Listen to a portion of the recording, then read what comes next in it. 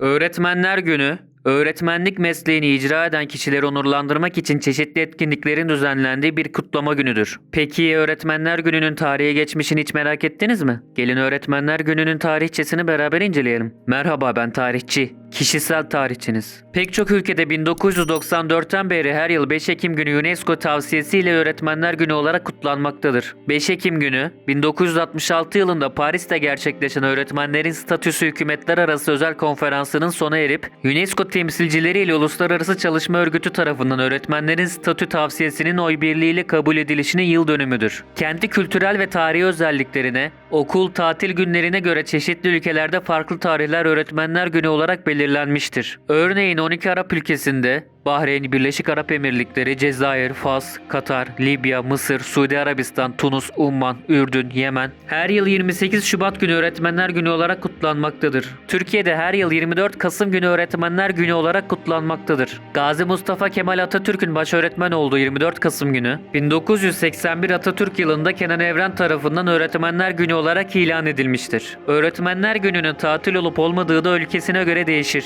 Avustralya'da Öğretmenler Günü Ekim ayının son Cuma gününde kutlanır. UNESCO tarafından Dünya Öğretmenler Günü olarak kutlanması tavsiye edilen 5 Ekim'de Avustralya'da genellikle okullar tatil olduğu için Ekim ayının son Cuma günü Öğretmenler Günü olarak kabul edilmiştir. Çek Cumhuriyeti'nde evrensel eğitimin ilk savunucularından Jane Ames Comenius'un doğum yıl dönümü olan 28 Mart günü Öğretmenler Günü olarak kutlanmaktadır. Slovakya'da Jane Ames Comenius'un doğum yıl dönümü olan 28 Mart günü Öğretmenler Günü olarak kutlanır. Hindistan Öğretmenler Günü'nü 5 Eylül'de kutlar. Bu, eski Hindistan Devlet Başkanı ve öğretmeni Dr. Sarvapalli Radhakrishnan'ın doğum günüdür. Dr. Radhakrishnan 1962'de Hindistan Cumhurbaşkanı olunca bazı öğrencileri ve arkadaşları onun doğum gününü kutlamalarına izin vermesi konusunda kendisine isteklerini danışmıştır. Dr. Radhakrishnan da yanıt olarak "Benim doğum günümü ayrıca kutlamak yerine 5 Eylül Öğretmenler Günü olarak kutlansa bu benim kendi gurur ayrıcalığım olur" demiştir. Bu gün Hindistan'da tatil değildir. Bu gün bir kutlama günü olarak kabul edilip öğrenciler normal bir günmüş gibi okula gelir.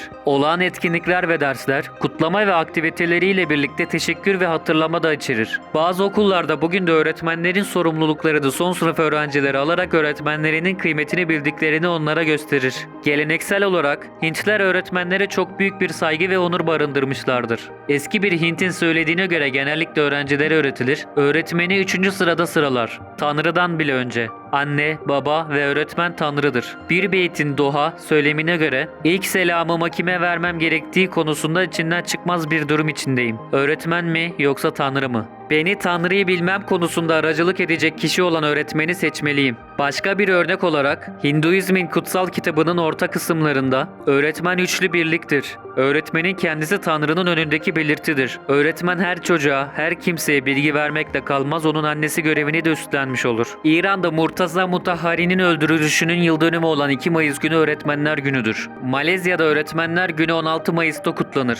Peru'da 1953'ten bu yana 6 Temmuz günü resmi olarak Öğretmenler Günü'dür. Peru'nun bağımsızlığını kazanmasından sonra 6 Temmuz 1822'de kabul edilen bir yasa ile ülkedeki ilk öğretmen okulunun kurulması sebebiyle 6 Temmuz günü seçilmiştir. Azerbaycan'da her sene 5 Ekim günü Uluslararası Öğretmenler Günü olarak kutlanıyor. Kuzey Kıbrıs Türk Cumhuriyeti'nde Öğretmenler Günü, Milli Eğitim ve Kültür Bakanlığı'nın kararları doğrultusunda Türkiye'de de geçerli olan 24 Kasım tarihinde kutlanmaktadır. Bununla beraber Kıbrıs Türk Öğretmenler Sendikası ve Kıbrıs Türk Orta Eğitim Öğretmenler Sendikası, bunun Türkiye'de dönemin askeri rejiminin kararı olduğuna ve 5 Ekim'in daha evrensel bir nitelik taşıdığına işaret ederek kutlamalarını 5 Ekim günü gerçekleştirmektedirler. Türkiye'de her yıl 24 Kasım Öğretmenler Günü olarak kutlanır. Bu, Atatürk yılı ilan edilen 1981 yılında 12 Eylül Askeri İdaresi tarafından başlatılmış bir uygulamadır. 24 Kasım 1928, Türkiye Cumhuriyeti Devleti'nin kurucusu Gazi Mustafa Kemal Atatürk'ün millet mekteplerinin başöğretmenliğini kabul ettiği gündür. Bakanlar Kurulu, Cumhurbaşkanı Mustafa Kemal Atatürk'e millet mektepleri başöğretmenliği unvanını 11 Kasım 1928'de yaptığı toplantıda vermiş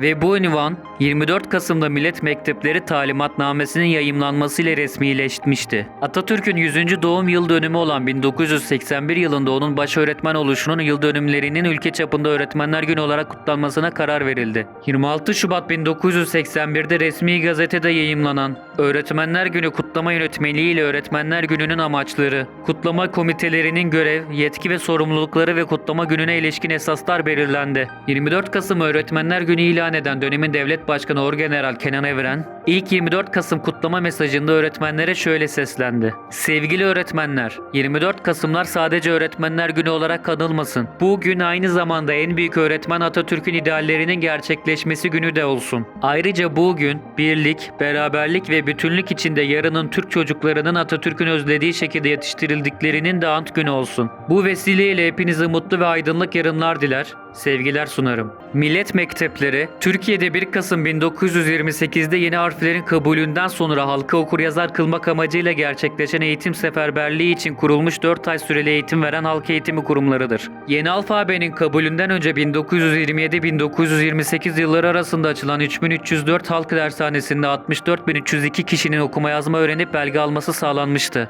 Bu döneme Arap harfleriyle yaygın bir eğitim çalışmasının gerçekleştirilemeyeceğini gösterdi. 1928 Temmuz'unda Maarif Vekaletince yeni bir halk mektebi talimatnamesi hazırlandı. Halk devriminin gerçekleşmesinden sonra da yeni Türk harflerini ülke genelinde halka en kısa zamanda en doğru şekilde öğretmek amacıyla söz edilen dershaneler millet mektepleri adı altında yeniden düzenlendi. Milli Eğitim Bakanı Mustafa Necati Bey'in hazırladığı Millet Mektepleri Talimatnamesi yönetmeliği 11 Kasım 1928'de Bakanlar Kurulu'nda onaylandı ve 7284 sayılı Bakanlar Kurulu kararının 24 Kasım 1928'de resmi gazetede yayımlanmasıyla yürürlüğe girdi. Yönetmeliğe göre daha önce okuma yazma bilsin bilmesin 16-30 yaş arası her Türk vatandaşının kurulacak millet mekteplerinde kurs görmesi zorunluydu.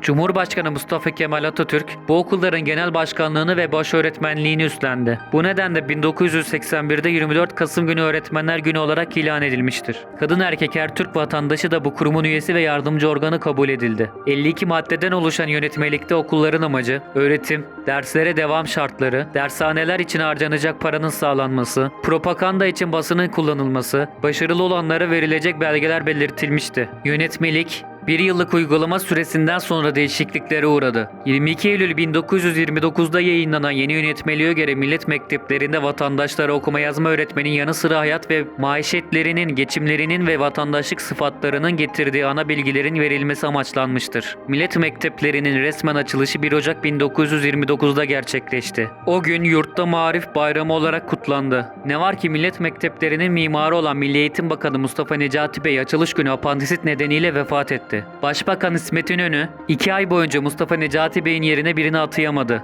Görevi vekaleten kendisi yürüttü. Eğitim seferberliğinin başladığı ilk yılda 20.487 derslik açıldı. 1.075.500 kişi bu okullara devam etti ve 597.010 kişi okuma yazma öğrenerek belge aldı. Dünyadaki ekonomik bunalım nedeniyle yeterli ödenek ayrılamaması sonucu zamanla millet mekteplerinin etkinlikleri azaldı ancak 3 yılda 1,5 milyon vatandaş okuryazar hale getirilebildi. 1928-1935 arasında millet mektepleri adıyla hizmet veren yaygın öğretim kurumları, 1936-1950 arasında ulus okulları adıyla hizmete devam etti. Öğrenim 1 Kasım'da başlar, haftada 3 gün en az 6 saat ders yapılırdı. Derslere devam zorunluluğu vardı. 4'er aylık 2 program uygulanmaktaydı. Hiç okuma yazma bilmeyenler A dershanesinde okuma yazma, dil bilgisi, basit matematik işlemleri öğrenirdi. A dershanesini bitirenler, yaşam ve geçim için bilmesi gereken ana bilgilerin öğretildiği B dershanesine devam edebilirdi. Bu dershanede hesap ve ölçüler, sağlık bilgisi, yurt bilgisi dersleri okutulurdu. Devam zorunlu değildi.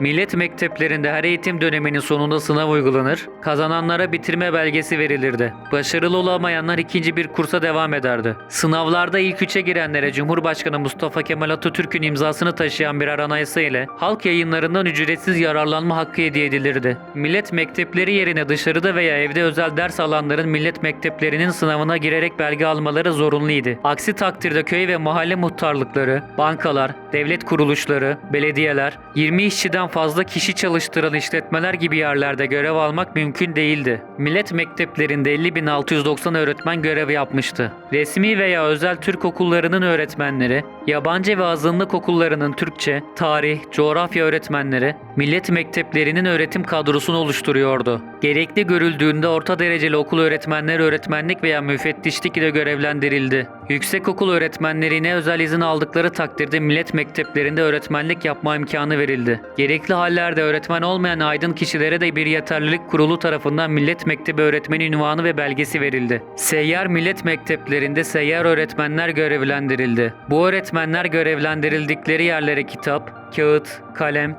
tebeşir, portatif kara tahta, siyah mat muşamba gibi ihtiyaçları yanlarına götürmekteydi. İller, il yönetim kurulları kurularak millet mektepleri için yer sağlamak, il bütçesinden kaynak ayırmak, öğretim araçlarını ve yayınlarını sağlamak, halkı özendirmekle görevlendirilmişti. İl kurullarının başkanı vali, üyeleri özel idare müdürü, il encümeninden bir üye, emniyet müdürü, belediye başkanı, CHF saymanı, Milli Eğitim Müdürlüğü'nden oluşuyordu. Benzer şekillerde ilçe yönetim kurulları, bucak yönetim kurulları, köy ve mahalle ihtiyar kurulları da oluşturulmuş ve görevlendirilmişti. Ülkede sabit, seyyar, gezici, özel olmak üzere 3 tür millet mektebi hizmet vermiştir. Bunlara daha sonra köy yatı mektepleri ile halk okuma odaları eklenmiştir. Sabit millet mektepleri, eğitimin okul, kahvehane, cami, köy odası gibi mekanlarda gerçekleştiği mekteplerdi. Gündüz çocuklar, akşam yetişkinler ders görürdü. Nüfusu yoğun yerleşim yerlerinde sabit millet mektepleri açılırdı. Gezici millet mektepleri ise okulu olmayan köylerde yalnızca bir dönem için açılırdı. Kış heyeti Kasım ayından Şubat sonuna kadar çalışmalarını sürdürürdü. Kış heyeti gönderilemeyen bölgelere yaz dershaneleri açılmıştır. Özel millet mektepleri, hapishaneler, bankalar gibi bazı devlet kurumları ile büyük çiftlik ve fabrikalarda çalışanların okur yazar hale getirilmesi için açılan okullardır. Halkın kendisine yakın işletmelerde personel için açılan kurslardan yararlanması için çalışılmıştır. Köy yatı dershaneleri, okul olmayan köylerdeki çocuklar için il ve ilçe merkezlerinde açılan, giderlerinin bir kısmı millet mekteplerince karşılanan dershanelerdi. Amaç, bu dershanelerde okuma yazma öğrenen çocukların köylerine döndüklerinde diğer çocuklara okuma yazma öğretmesiydi. Halk okuma odaları, halka okuma yazmayı sevdirmek, unutmamalarını sağlamak ve pratik bilgiler almalarına yardımcı olmak üzere 1930'dan itibaren açılmış dershanelerdi. 1933 yılında sayısı 778'e ulaşan bu odalar millet mekteplerinin bir yan kuruluşu olarak kabul edilirler. Kurslara katılanların okuryazarlıklarını ve bilgilenmelerini sürdürmek, öğrendiklerini unutmamalarını ve pekiştirmelerini sağlamak için Halk Mecmuası adlı haftalık dergi ücretsiz yayınlandı. Dergi 11 Şubat 1929'da yayın hayatına başladı. Abone olmayı, bildirimleri açmayı, videoyu beğenmeyi, sosyal medya hesaplarımızı takip etmeyi, bizi paylaşmayı ve Patreon'da bize destek olmayı unutmayın.